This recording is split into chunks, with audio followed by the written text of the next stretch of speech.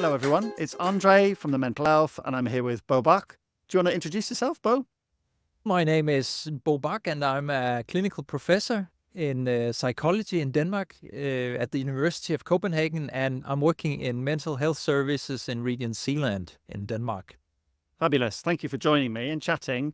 There's always a talk at Big Spud about diagnosis. Last year, it was Giles Newton Howe. This year, it's you. And I always have this sense of anxiety. Oh, they're going to talk about diagnosis and people aren't going to like it.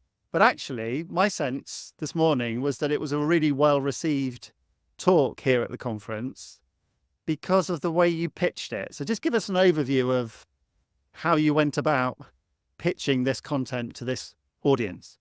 First of all, I think it's important to remember that personality is something that applies to all of us. And as human beings, we all struggle with certain aspects of our personality.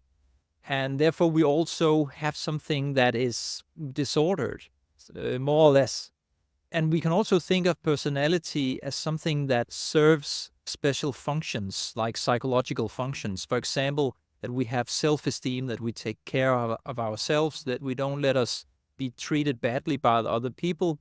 And we can also solve conflicts or manage conflicts. We can choose our battles. And we can, for example, we can take other people's perspective. That's also a part of personality functioning. And we all have these capacities, and they serve our survival, and that we can function in relationships, that somebody has our back, so to speak.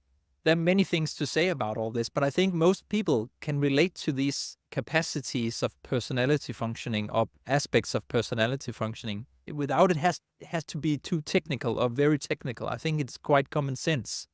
So when these capacities are substantially compromised or disordered or there's dysfunction, then we can work with that in professional healthcare because it makes sense, because we know that these issues may be the central factors that maintain a lot of other problems in our lives. And I think all of us, most of us at least, can relate to that we struggle with things in certain situations that trigger us, and that can go in different directions. For some people, it can be like, for example, it can be addictions. It can be how we regulate our emotions, how we struggle with conflicts. We avoid conflicts instead of taking up the fight.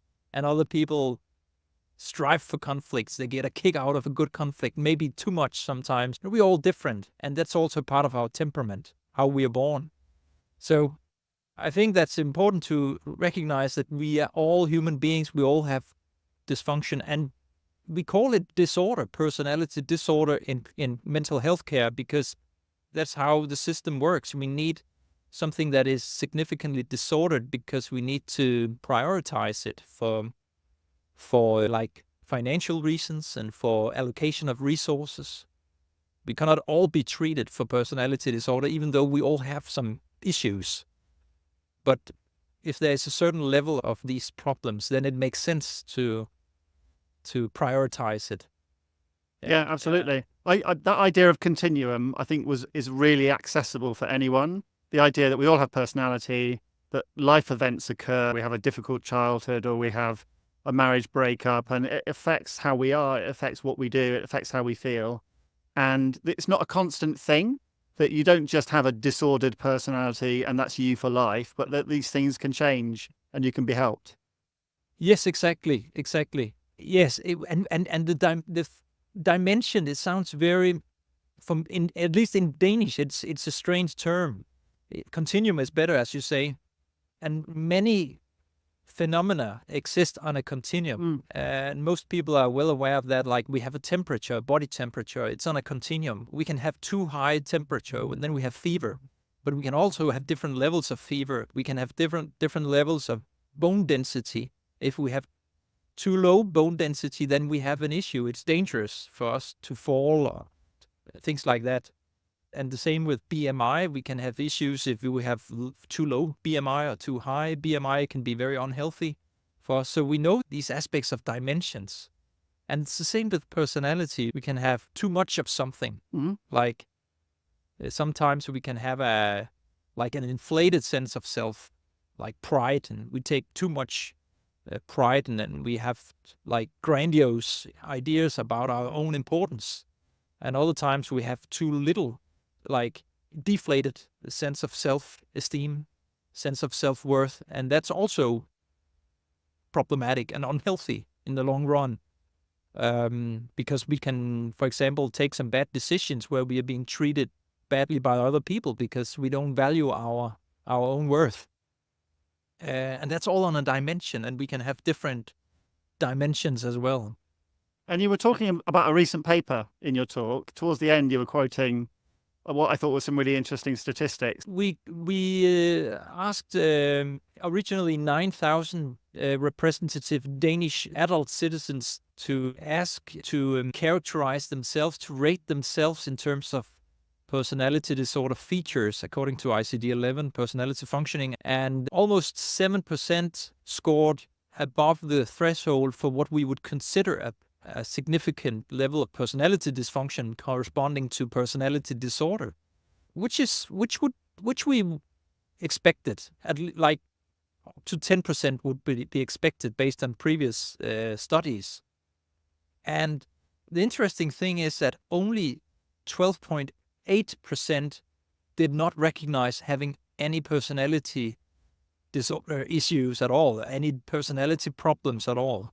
So it's quite rare and strange to have no personality dysfunction. And maybe they just wouldn't recognize it. Maybe they just, it could be a part of that as well, of course. But it's quite normal or common to have personality dysfunction. And if you tune up the volume, then we could talk about like clinically significant personality dysfunction or personality disorder. So we are really all in the same boat, whether we are mental health professionals treating people with a label of personality disorders. We all have personalities. We all recognize difficulties, issues that we have in that field. For me, that's a massively stigma-busting statement. Yes, I think it is important, first of all, not to use the term personality disorder when we're talking with people, because it doesn't make sense, doesn't help anyone.